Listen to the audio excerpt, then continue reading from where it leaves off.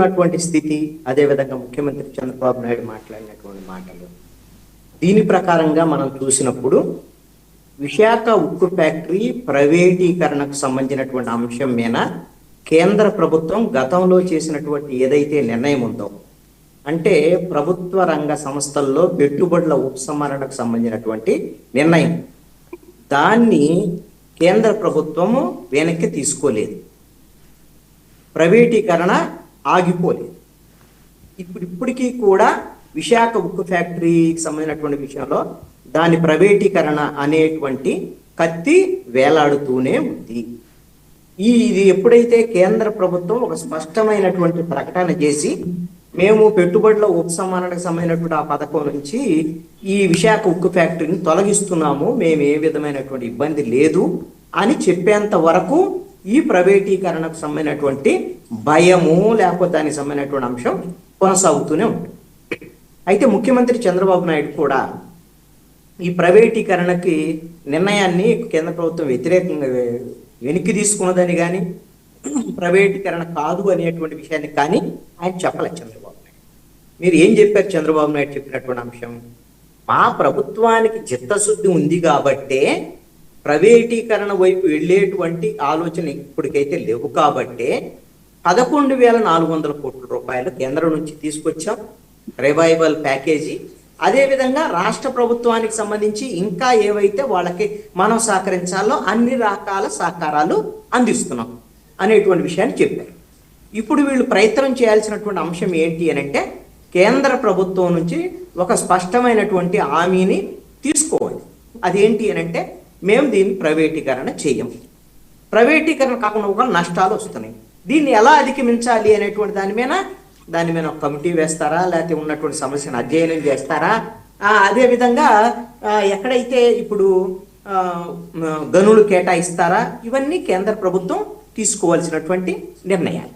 ఇది ప్రభుత్వం మీద ఉన్నటువంటి బాధ్యత. ఆ బాధ్యత నిర్వర్తించేంత వరకు ప్రభుత్వం మీద కేంద్ర రాష్ట్ర ప్రభుత్వాలు, ఎందుకంటే డబుల్ ఇంజిన్ సర్కార్ కాబట్టి ఇది కేంద్రంలో ఉండేటువంటి ప్రభుత్వం ఎన్డీఏ, ఇక్కడ కూడా ఎన్డీఏ ఉంది కాబట్టి మిమ్మల్ని నమ్మి ఇది కూడా ఒక అంశం. విశాఖ ఉక్కు ఫ్యాక్టరీ అంశం కూడా 164 సీట్లు రావడానికి కూటమికి ఇది కూడా ఒక కారణం. నాకు తెలిసి 175 స్థానాల్లో గాజువాక నుంచి ఆయన తెలుగుదేశం పార్టీ రాష్ట్ర అధ్యక్షుడు మొన్న గెలిచారు.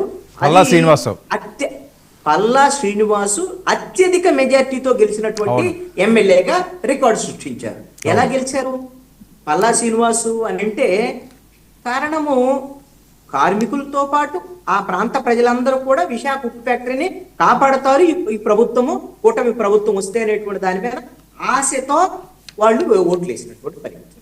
కాబట్టి ఈ ప్రభుత్వం మీద ఆ బాధ్యత ఉంటుంది. అనేక సందర్భాల్లో డిప్యూటీ సీఎం పవన్ కళ్యాణ్ కూడా ఆయన ఉద్యమమే చేశాడు. ఏకంగా బీజేపీతో పొత్తులో ఉండి కూడా అక్కడికి వెళ్ళి కూడా ఉద్యమం చేశాడు. ప్రైవేటీకరణ నేను ఒప్పుకోను, ఖచ్చితంగా దీన్ని కాపాడేటువంటి ప్రయత్నం చేస్తాను. ఆ రోజు కూడా మాట్లాడు. ఆ రోజున అధికారంలో ఏం లేరు పవన్ కళ్యాణ్, బీజేపీతో పొత్తులో ఉన్నారు. కేంద్ర ప్రభుత్వంతో మేము మాట్లాడతాం చేస్తామనే దాని మీద మాట్లాడారు. ఆ ప్రయత్నాలు సానుకూలంగా రాష్ట్ర ప్రభుత్వం వైపు నుంచి అయితే, కూటమి ప్రభుత్వం వైపు నుంచి అయితే జరుగుతున్నాయి. ఇంతవరకు మనం అంగీకరించవచ్చు. ఎందుకంటే 11,400 కోట్ల రూపాయలతో పాటు మొత్తం 14,000 కోట్ల రూపాయలు కొంత మేలు జరిగేటువంటి విధంగా ఒక ప్రయత్నం అయితే కూటమి ప్రభుత్వం నుంచి డబుల్ ఇంజిన్ సర్కార్ వల్ల జరిగింది కదా.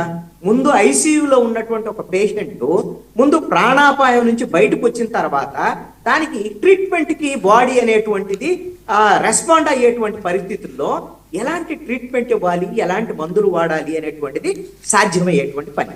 అసలు బాడీయే రెస్పాండ్ అవునప్పుడు ఏ ట్రీట్మెంట్ ఇవ్వలేదు. అలాంటి ప్రయత్నమే ఈ రివైవల్ ప్యాకేజీ. ఇంతవరకు మీరు ఖచ్చితంగా ఈ కూటమి ప్రభుత్వాన్ని అభినందించి తీరాల్సింది. ఇక రెండో అంశం ఏంటి అంటే, చంద్రబాబు నాయుడు కార్మికులకు సంబంధించినటువంటి విషయంలో మాట్లాడినటువంటి మాటలు, ఆయన కూర్చున్నటువంటి స్థానము, ఉన్నటువంటి పరిస్థితి, ఆయనకు వచ్చినటువంటి ప్రశ్న, దీన్ని బట్టి ఆయన సమాధానం వచ్చింది అని నేను అనుకుంటున్నాను. ఎందుకంటే సిఐఐ సదస్సు విశాఖపట్నంలో జరుగుతుంటే ఒక పాజిటివ్ వేవ్స్ క్రియేట్ అయ్యేటువంటి పరిస్థితుల్లో అనేక రాష్ట్రాల నుంచి, దేశాల నుంచి అనేక మంది పారిశ్రామికవేత్తలు వచ్చి ఒక 13 లక్షల కోట్ల రూపాయల పైన మనకు పెట్టుబడులు వచ్చి ఒక 25 లక్షల మందికి ఉద్యోగ ఉపాధి అవకాశాలు వస్తున్నాయి. మన రాష్ట్రం వైపు అన్ని దేశాలు చూస్తున్నాయి, పారిశ్రామికవేత్తలు చూస్తున్నారు అనేటువంటి ఒక సానుకూలమైనటువంటి దృక్పథం ఉండాలి అనేటువంటి ఆలోచనలతో ఆ మీటింగ్ సందర్భంలో ఉన్నారు చంద్రబాబు నాయుడు. ఆ టైంలో ఈ ప్రశ్న ఆయనకి మరి జర్నలిస్ట్ నుంచి వచ్చింది, జర్నలిస్ట్ అనుకుంటా, బహుశా ప్రెస్ మీట్లో కూడా కార్మికులు వచ్చి అయితే అక్కడ ప్రశ్నలు వేసేదానికి అవకాశం ఉండకపోవచ్చు. నేనైతే ఎక్కడ ఆ ప్రశ్న వేసింది ఎవరనేటువంటిది నేను స్పష్టంగా నాకు ఐడియా లేదు. ఒక జర్నలిస్ట్ అన్న వేసి ఉండొచ్చు.